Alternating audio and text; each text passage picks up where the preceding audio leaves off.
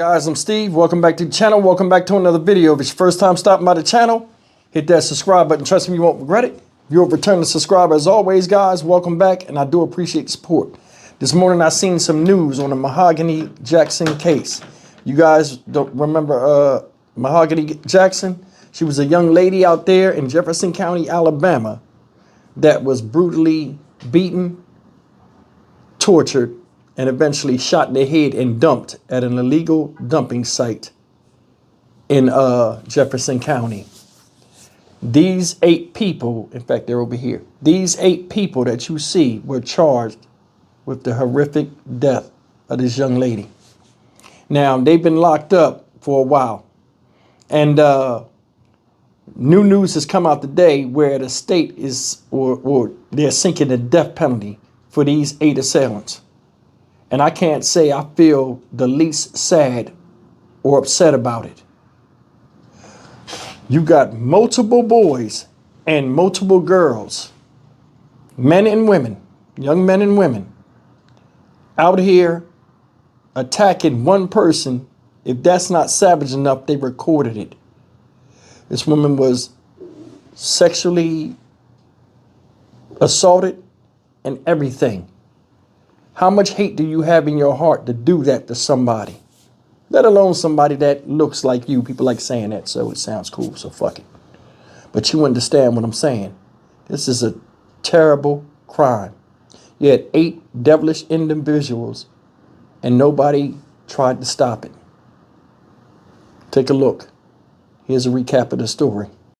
Tonight, new details in the death of Mahogany Jackson. 6 of the 8 suspects in court today. Thank you so much for joining us here at 6. I'm Brittany Decker. I'm Guy Rawlings. We've been following the Mahogany Jackson case. WVTM 13's Aaron Llewellyn, live and local in Birmingham tonight outside the Jefferson County Courthouse.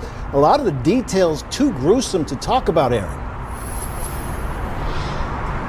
Yeah, Guy, Brittany, the hearing today lasted for about 3 hours, and the legal teams went through the details of what led up to Mahogany Jackson's death and even uncovered some new details about her final moments, and some of it was too unbearable for her family to hear. Now, today we know that the defense attorneys claim that Jackson was at one of the suspects' house, Brandon Pope, and questioned him about a gun that she says was stolen and money that was also stolen from her purse at some point throughout the day.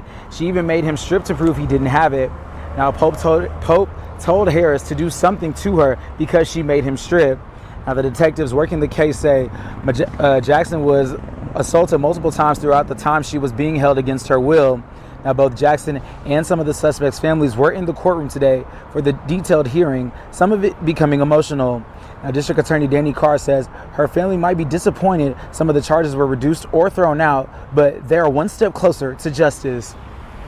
They understand the circumstances, but they also appreciate what we have in front of us, and they understand that this is a marathon and not a sprint. There's still a lot of work ahead of us, and we'll be there with them every step of the way and make sure that there's accountability. Now, later in the day before Jackson died, she was put in Harris's car, and he, Pope, and McDowell took her to clean Harris's car out. Even though the defense claims Harris said they were taking her back to her house, that's when Harris is accused of pulling the trigger and shooting Jackson in the back of the head. Now, District Attorney Danny Carr calls this one of the most gruesome murders he's ever seen. Since I've been in this office, I've had some, yes. Some of y'all maybe, I was young too at the time, but the Thanksgiving homicide at the Airport Inn Hotel where 3 people were brutally murdered in the Airport Inn Hotel on Thanksgiving morning. I actually handled that case and tried it myself. That was a very brutal case. This one, unlike that one, the brutality kind of played itself out in real time because it's video. There's a video involved. Now, a major update in a shocking and difficult murder case. All 8 suspects in the Mahogany Jackson killing will now face the death penalty. Now, she's the young mother who was kidnapped, tortured, and murdered. And tonight, her mother tells us she believes all of those suspects deserve whatever they get. Your reporter, Bria Chapman, keeping you on top of this case from the very beginning, joining us now in studio. Bria, you talked to family and prosecutors. What are they saying? Yeah, that's right, Sarah. So I spoke to Mahogany's mother this afternoon, asking her what her reaction is to all 8 suspects facing the death penalty. And she tells me she agrees with it because they showed her child no mercy. Gail Shearer says these suspects laughed as they tortured her daughter, and she didn't have a judge nor a jury. All she wants now is justice for Mahogany. Prosecutors say the suspects recorded a lot of what happened to Mahogany, including her being beaten and sexually assaulted. Most of those suspects just stood and listened today as their indictments were read in court. Now, all pleaded not guilty, and we asked District Attorney Danny Carr why the state is seeking the death penalty against them. If there's an aggravating factor that's involved, then those cases are eligible for the death penalty. We typically don't do what they call seek the death penalty. If a case is eligible based on the facts in the law, then we charge them as such, as we did in this case. All these separate cases will have dispositions, so we'll see what happens, whether it's a long stint in jail, being in prison the rest of your life, and or ultimately the death penalty. Now in September, charges were upgraded to capital murder for all 8 individuals. Now they will be back in court for a pre-trial hearing on February 18th. Morgan. That's the news out of Jefferson County. They're seeking the death penalty. And I hope they deliver on that shit. Because there's no excuse for that type of behavior against someone that you're affiliated with. Now, all of this started from supposedly her thinking somebody stole money and a gun out of her house. Now, don't get me wrong. I do want justice for Mahogany Jackson. But from what I've seen, doing some research and background of her, she wasn't no angel neither. But this right here is some crazy stuff. It says Jackson's body was found on an early Monday morning in southwest Birmingham on a street known as Dead Man's Row, an illegal dumping site for trash. You threw this girl's body in a trash heap, knowing it would be found. You shot her in the back of the head after sexually assaulting her, torturing her, and beating her, and videotaping the embarrassment of how you're humiliating her and dehumanizing her. Ain't no coming back from that. Looking at the picture up here, I don't know who are men and who are women. And that's the part that I'm trying to get out. When I talk about these type of videos, you can't tell the difference in the horrible, vicious nature between a man and a woman nowadays. You can't.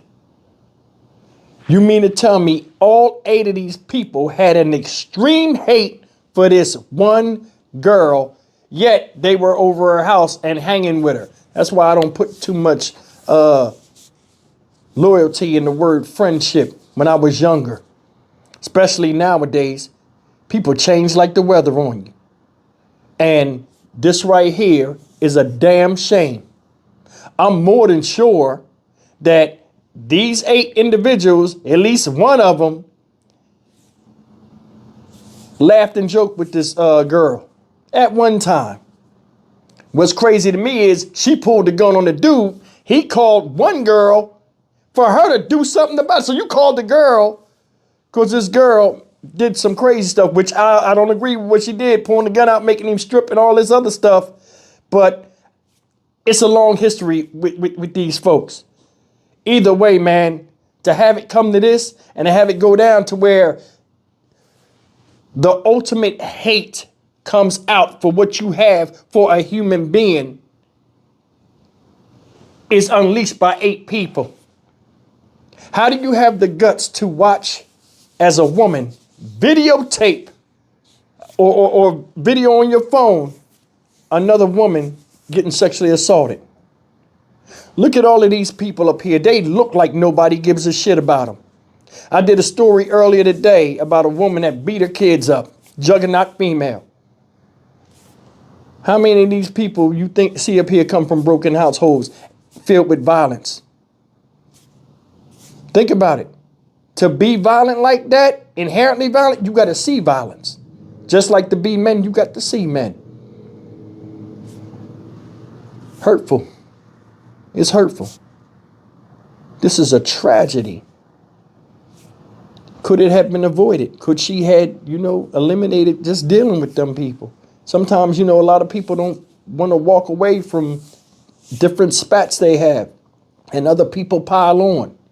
How the hell does one girl have beef with 8 people and at least 4 of them up there are men? Yeah, we're going to go and jump her. And men go along with that? Come on, man. Come on, this is something like the Sade Robinson thing, in my opinion. You got a bunch of men there, whether they gay or not, and they ain't trying to break it up and hold order. They contributing to the emotional chaos. Heartbreaking, man. Heartbreaking. I'm Stock Market Steve for the Dynamic Reason channel. As always, like, comment, share, and subscribe. You cannot tell me out here there is an excessive hate that some black people have for other black folk. And you see it in the way they fight like it's almost to the death, or the way that they just talk to each other like they're nobody or nothing. And that's what's hurtful. That's what's hurtful. I'll see you in the next video. Take care.